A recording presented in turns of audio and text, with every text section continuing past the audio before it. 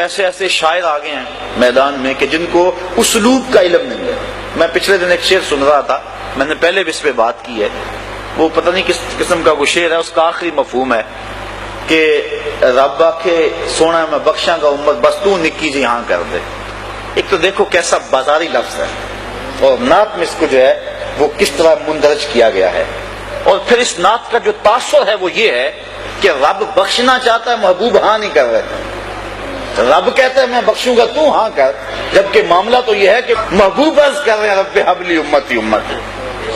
تو یہ باب معاملہ کدھر اور معاملہ کس طرح الٹ کے رکھ دیا گیا، لیکن پڑھنے والے بھی پڑھ رہے ہیں اور سننے والے بھی سبحان اللہ پکار رہے ہیں، نہ پڑھنے والوں کو سمجھ آ رہی ہے نہ سننے والوں کو سمجھ آ رہی ہے، اور اگر کوئی سمجھنے والا پاس بیٹھا ہے وہ بولتا نہیں، میں بولوں گا تو خشک ملا کہلاؤں گا۔ یہ ڈر اور یہ خوف اس کو حق بیان کرنے سے روکے ہوئے، اپنے بھی خفا مجھ سے ہیں بیگانے بھی ناخوش، کہ میں زہر حلال کو کبھی کہہ نہ سکا قند، بات وہی کہتا ہوں سمجھتا ہوں جسے حق، نئے ابلہ مسجد ہوں نئے تہذیب کا فرزند۔ انسان کو حق کہہ دینا چاہیے، اور نعت کے معاملے میں یہ بڑا نازک میدان ہے۔ عرفی ایک شاعر ہوا ہے، وہ کہتا ہے عرفی مشتاب کی رہے ناقص نہ صحرا، عرفی مت دوڑ، یہ نعت کا میدان ہے، کوئی صحرا نہیں ہے کہ منہ اٹھا کے جدھر مرضی چل دے اور جو مرضی کہتا پھرے، یہاں قدم قدم پہ احتیاط ہے۔ ادب گاہیز زیر آسماں از عرش نازک تر، نفس گم کردہ می آئے جنید و با یزیدی جا۔ یہ تو وہ بارگاہ ہے کہ با یزید بستامی رحمت اللہ تعالی علیہ اور جنید بغدادی رحمت اللہ تعالی علیہ جب اس چوکھٹ پہ آتے ہیں تو سانسوں کو روک کے آتے ہیں، یہاں تو سانسوں کا شور بھی بے ادبی ہے، لے سانس بھی آہستہ کے دربار نبی ہے۔ یہ حضور کی چوکھٹ ہے، یہاں سانسوں کی جو چال ہے اس میں بھی فرق نہ آنے پائے اور وہ بھی بے ترتیب نہ ہونے پائے، اور یہاں تو سانسوں کا شور بھی بے ادبی تصور ہوتا ہے۔ تو نعت خان جب نعت پڑھ رہا ہو اس کے تصور میں ہو کہ میں حضور کے مواجہ کے سامنے کھڑا ہوں، اور پھر اس تصور میں ڈوب کے اپنے الفاظ کے زیر و بم اور اپنے کلام کا انتخاب کرے، اور پھر اس کی جب دھڑکنیں صلی اللہ بن جائیں تو اس کی زبان سے نکلا ایک ایک جملہ دلوں میں ترازو ہوتا چلا جائے گا، اور وہ نعت صاحب نعت کے قریب کر دے گی، اور جب نعت سے اٹھنے والے گھروں کو لوٹ رہے ہوں گے وہ سینے میں عشق رسول کی دولت لے چکے ہوں گے۔ کاش کہ ہم جو ہے وہ اپنے نعت کے انداز کو اس انداز سے مرتب کریں کہ حضور علیہ الصلوۃ والسلام کی محبت کے پھیلانے کا نعت ذریعہ بنے، نہ کہ اس کو گانے کی دھن پہ۔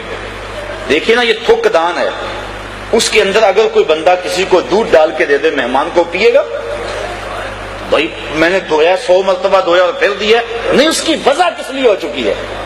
یا لوٹے میں کوئی دودھ ڈال کے کسی کو دے دے وہ پیے گا؟ جی لوٹا پاک ابھی بازار سے خرید کے لایا ہوں، لیکن نہیں، لوٹے کی وجہ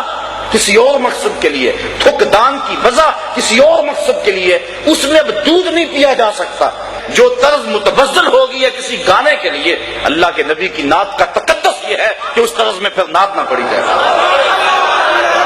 یہ بات ذہن میں رکھیں۔ اور دوسری بات یہ ہوتی ہے کہ جب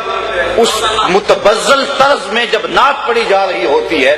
تو کچھ لوگوں کے اندر گانا چل رہا ہوتا ہے، باہر نعت چل رہی ہوتی ہے، تو یہ نعت کی حرمت کے خلاف ہے، نعت کی عزت اور نعت کے وقار کے خلاف ہے کہ نعت پڑھتے ہوئے جو ہے وہ انسان کی جو ہے سوچ اور فکر کہیں اور گئی ہو، نعت پڑھتے ہوئے نظر گنبد خضرا کی طرف ہونی چاہیے۔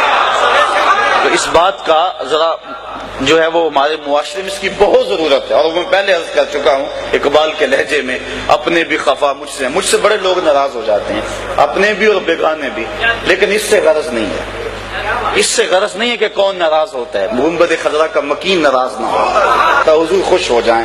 وہ کیا کہا تھا کہ میں کھو جاؤں حشر کی بھیڑ میں تو آپ فرمائیں، میں کھو جاؤں حشر کی بھیڑ میں تو آپ فرمائیں، ہمارے در کا ثاقب تھا گدا ہم نے نہیں دیکھا، ہمارے در کا ثاقب تھا گدا ہم نے نہیں دیکھا۔ تو کاش کہ وہ حضور علیہ السلام پہچان لیں اور حضور کی شفاعت بندے کو نصیب ہو جائے۔